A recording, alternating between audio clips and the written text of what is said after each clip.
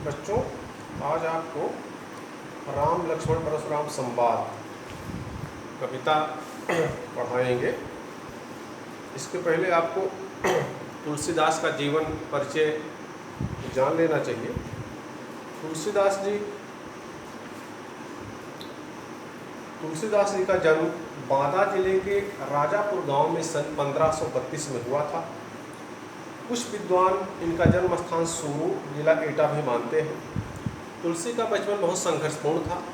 कहा जाता है कि जब ये पैदा हुए तो ये 5 साल के बच्चे जैसे दिखते थे।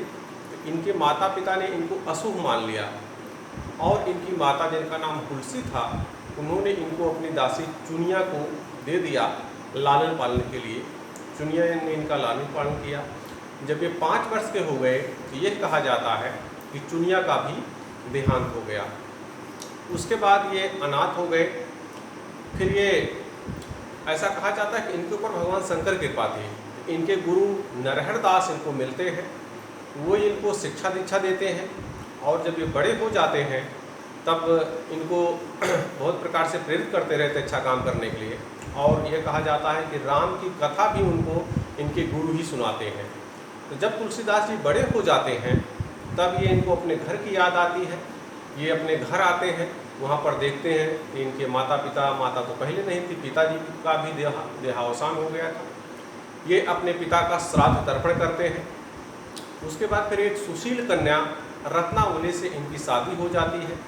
ये अपनी पत्नी से बहुत स्नेह रखते थे और एक बार यह कहा जाता है कि इनकी पत्नी मायके चली गई तो ये भी उसके पीछे पीछे ये भी चले गए, अपने ससुराल चले गए। वहाँ पर इनकी पत्नी जब इनको देखा तो उसको अच्छा नहीं लगा और उसने कहा कि आप मेरे इस अस्थ मम देह में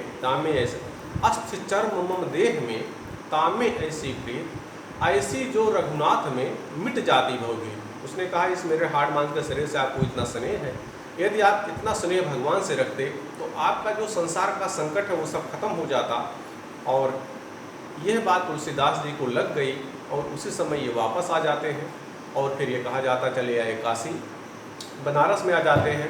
वहाँ पर फिर ये भगवान की प्रेरणा से धीरे धीरे अच्छी शिक्षा प्राप्त करते हैं और बाद में इनके अंदर राम कथा लिखने की, राम का चरित्र लिखने की प्रेरणा पैदा होती है। और यह कहा जाता है कि ये प्रेरणा इनको भगवान शंकर से मिली। भगवान शंकर की इनके ऊपर कृपा थी, माँ पार्वती की इनके ऊपर कृपा थी। उन्हीं की कृपा से इनके अंदर कवित्व शक्ति पैदा होती है और ये एक अच्छी रचना करते हैं। ये भी कहा जाता है कि शुरू में तुलसीदास जी जो रचना लिख रहे थे रामचरितमानस, वो संस्कृत में लिख रहे थे। ये कहा जाता है कि जब ये कुछ लिखते थे श्लोक तो श्लोक गायब हो जाते थे। एक बार इनके स्वप्न में शंकर जी आते हैं और वो कहते हैं कि आप अपनी सामान्य भाषा में, अपनी जन भाषा में रचना कीजिए। तो तुलसीदास जी फिर अवधी भाषा में रचना शुरू करते हैं और बहुत दिनों के लगभग 2 वर्ष 7 माह 26 दिन के प्रयास के बाद रामचरितमानस तैयार होता है। और जब ये तैयार हो जाता है, इसकी प्रसिद्धि होने लगती है, तो इनके जो इनके विरोधी थे वो इनकी रचना को गायब करने का प्रयत्न करते हैं और इनको नीचा दिखाने का प्रयत्न करते हैं। तो कहा जाता है कि फिर एक दिन इनकी रचना को काशी में बाबा विश्वनाथ के मंदिर में सबसे नीचे रखा जाता। वेद, गीता, भागवत और भी कुछ धार्मिक ग्रंथ, उनमें सबसे नीचे रखा जाता रामचरितमानस को।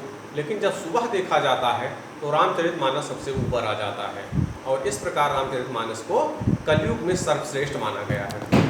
प्यारे बच्चों, रामचरितमानस और ये तुलसीदास का जीवन परिचय ये आपको क्या शिक्षा देता है? यह आपको यह शिक्षा देता है कि हमें किसी की कड़वी बात को अच्छे संदर्भ में लेना है, सकारात्मक तरीके से लेना है। यदि आप देखेंगे जो बात रत्नावली ने तुलसीदास जी को कही, अगर वो बात आज के युग में सामान्य रूप में कोई महिला अपने पति को कह दे और डांट दे, वो पति उसको छोड़ देता है और उससे बदले की भावना, उसका बदला लेना चाहता है। लेकिन तुलसीदास जी ने ऐसा नहीं किया। उन्होंने क्या किया, उसकी बात को सकारात्मक तरीके से लिया और ये सोचा कि मेरी पत्नी सही कह रही है, मुझे वास्तव में भगवान से प्रेम करना चाहिए क्योंकि वही तो सबके आधार हैं। और इस प्रकार उन्होंने अपनी दिशा बदल दी और तुलसीदास जी तुलसीदास हो गए। तो प्यारे बच्चों, आपको कभी जीवन में कोई कभी कट वचन कह दे तो आप उससे बदला लेने के बारे में मत सोचिए।